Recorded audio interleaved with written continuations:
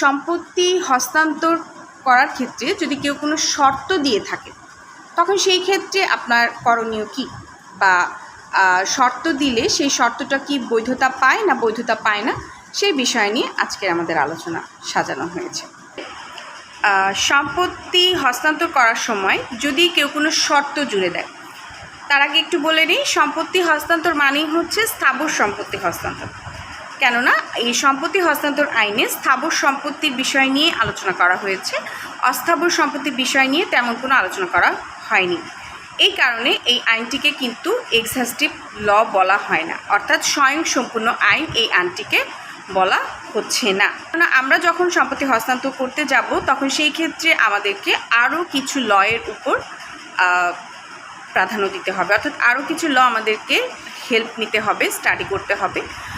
তো সাধারণত যখন কোনো একটা বিষয়ের ক্ষেত্রে যেই ল নিয়ে আলোচনা করা হচ্ছে সেই ল ছাড়াও আরও অন্যান্য ল থেকে যখন কোনো সাহায্য নেওয়া হয়, অর্থাৎ হেল্প নেওয়া হয়, তখন সেই আইনগুলোকে এক্সহাস্টিভ বা স্বয়ংসম্পূর্ণ আইন বলা হয় না।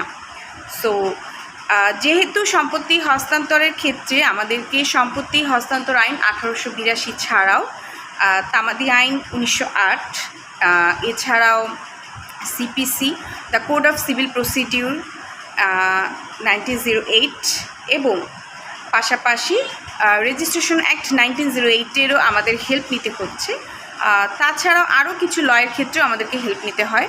তো সুতরাং এই আইনটি এক্সহাস্টিভ আইন নয়। তো আসুন জেনে নেই, যদি কেউ আপনাকে কোনো শর্ত জুড়ে দেয় তখন সেই শর্ত সাপেক্ষে সম্পত্তি হস্তান্তরটা কি আদৌ বৈধ নাকি অবৈধ। তো এই সম্পর্কে সম্পত্তি হস্তান্তর আইন 1882-এর সেকশন 10 থেকে নিয়ে সেকশন 14 পর্যন্ত খুব সুন্দর করে আলোচনা করা হয়েছে। তো এখানে কয়েকটা ধারা মিলিয়ে আমি আপনাদের সাথে বিষয়টি আলোচনা করছি। এখানে বলা হচ্ছে যে যদি কোনো ব্যক্তি সম্পত্তি হস্তান্তর করার সময় হস্তান্তর গ্রহীতাকে এমন কোনো শর্ত দিয়ে কোনো সম্পত্তি হস্তান্তর করে থাকে তখন সেই ক্ষেত্রে সেই শর্তটা অবৈধ বলে গণ্য হবে। শর্তটা এমন হতে পারে যে সম্পত্তি হস্তান্তর করার সময় সে আপনাকে এই শর্ত দিল যে এই সম্পত্তিটা আপনি ভোগ দখল করতে পারবেন না, অর্থাৎ আপনি ভোগ দখল করতে পারবেন কিন্তু সেটা পুরোপুরি নয়, আপনি এই সম্পত্তিটা অন্যত্র কোথাও বিক্রয়ও করতে পারবেন না এবং কাউকে দানও করতে পারবেন না।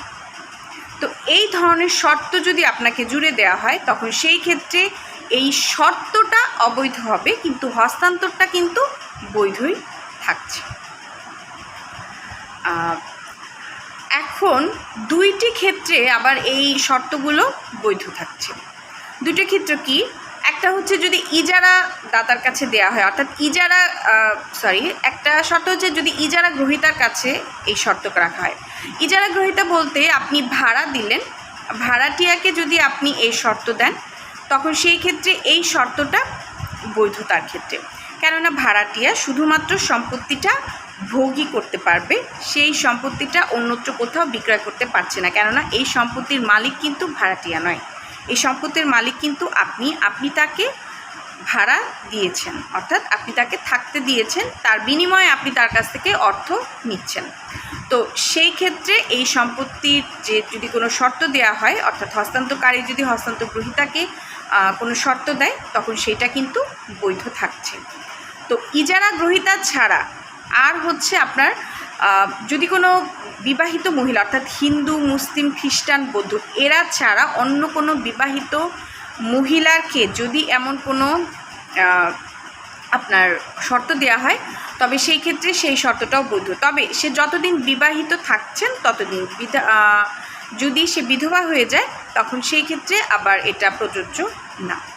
যতদিন পর্যন্ত বিয়ে বলবৎ থাকছে ততদিন পর্যন্ত এই শর্ত যদি দেয় তাহলে এই শর্তটা বৈধ।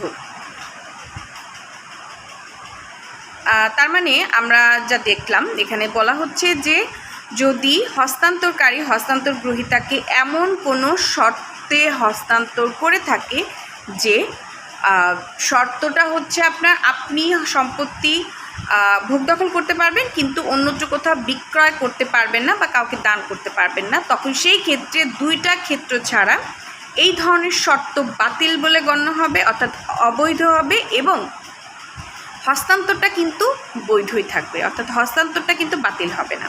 ঠিক আছে? আর দুই ধরনের ক্ষেত্র কি কি? যদি ইজারাদাতা ইজারা গ্রহীতাকে কোনো সম্পত্তি হস্তান্তর করে এবং হিন্দু, মুসলিম, বৌদ্ধ, খ্রিস্টান ছাড়া অন্য কোনো মহিলার ক্ষেত্রে যতদিন পর্যন্ত সে বিবাহিত, অর্থাৎ বিবাহ বলবৎ থাকা পর্যন্ত এই সম্পত্তির যদি এমন কোনো শর্তে হস্তান্তর করে, তবে সেটা বৈধতা পাচ্ছে।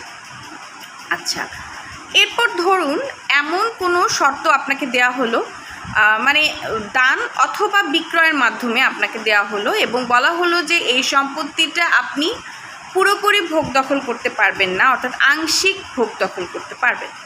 তো এই ক্ষেত্রে এই ধরনের শর্ত কিন্তু কি বলা হচ্ছে? অবৈধ বলে গণ্য করা হচ্ছে, তবে হস্তান্তরটা কিন্তু বৈধই থাকছে। তার মানে এই ধরনের কোনো শর্ত যদি জুড়ে দেওয়া হয় তাহলে শর্তগুলো আপনার অবৈধ, কিন্তু হস্তান্তরটা বৈধই থাকছে। তবে ওই যে বললাম দুই ধরনের ক্ষেত্রে, অর্থাৎ দুই ধরনের ব্যক্তির ক্ষেত্রে এই হস্তান্তরগুলো মানে এই শর্তগুলো কিন্তু বৈধ।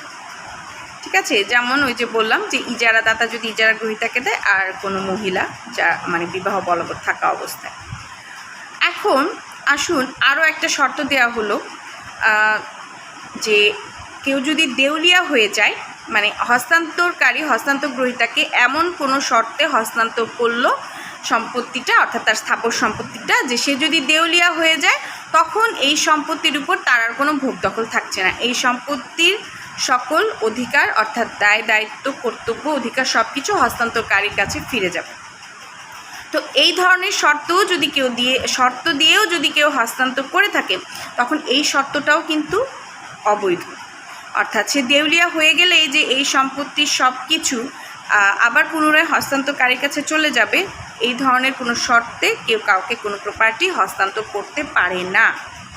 যদি কেউ করে থাকে তখন এটা মানে হস্তান্তরটা কিন্তু বৈধই, বাট যে শর্তটা দিল সেই শর্তটা অবৈধ বলে গণ্য হবে। এখন আসুন আরেকটা ইম্পর্টেন্ট বিষয় নিয়ে আপনাদের সাথে একটু আলোচনা করি। ধরুন কেউ যদি আনবর্ন বেবিকে কোনো কিছু হস্তান্তর করতে যায়, তখন সেই ক্ষেত্রে সেই হস্তান্তরের বিষয়টা কিভাবে দেখা হবে?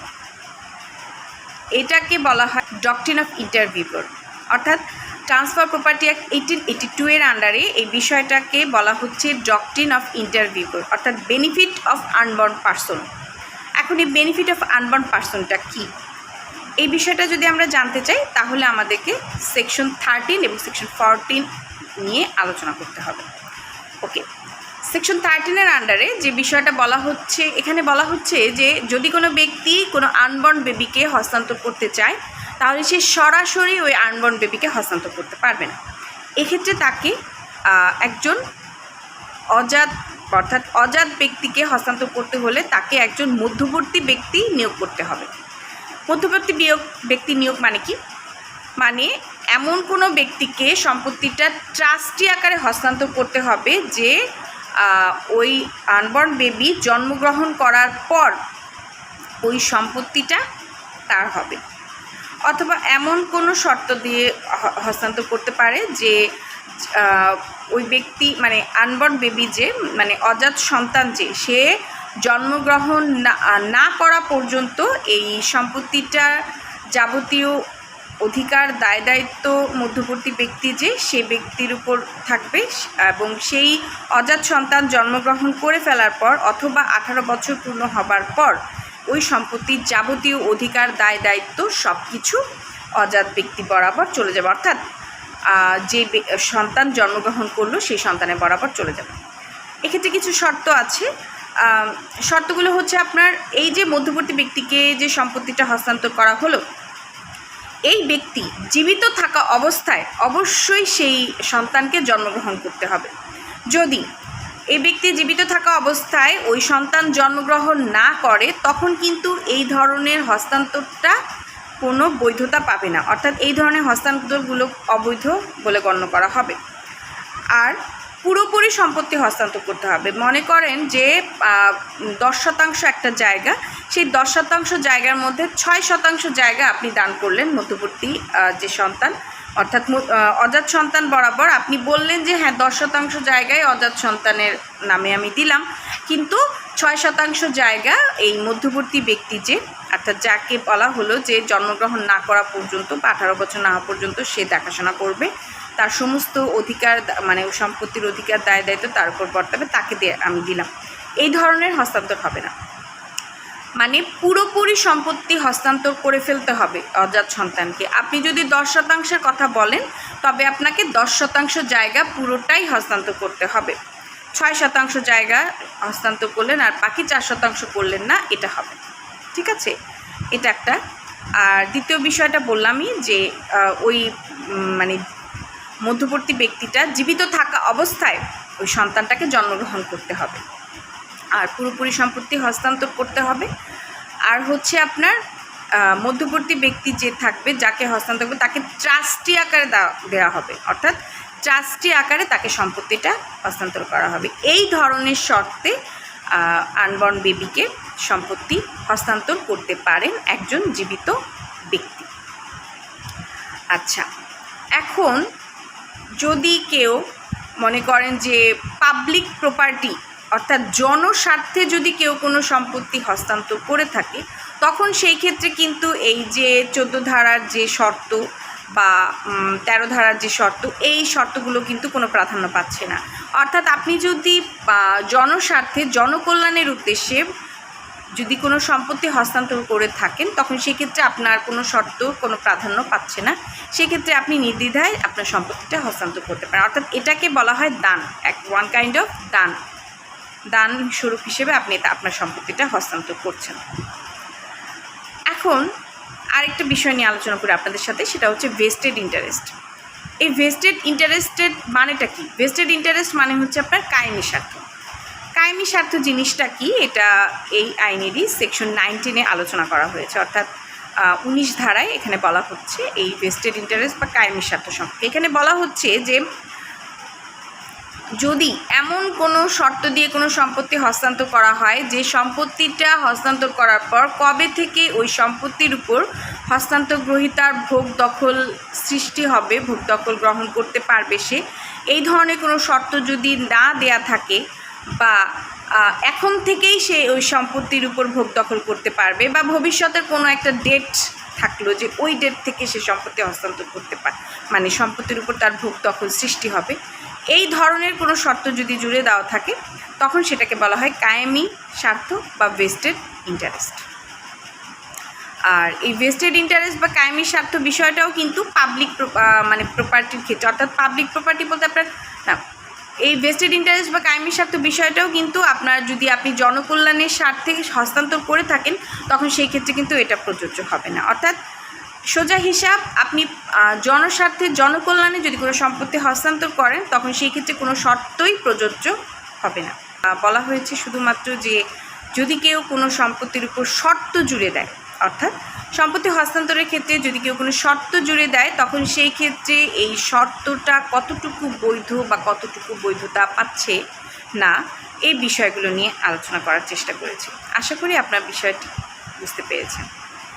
যদি আপনি নতুন হয়ে থাকেন তাহলে অবশ্যই সাবস্ক্রাইব বাটনটি প্রেস করুন আর পাশে থাকা বেল আইকনটি বাজিয়ে রাখুন। তাতে করে যা হচ্ছে, আমার চ্যানেলের নতুন নতুন ভিডিওগুলো খুব সহজে আপনি পেয়ে যাচ্ছেন।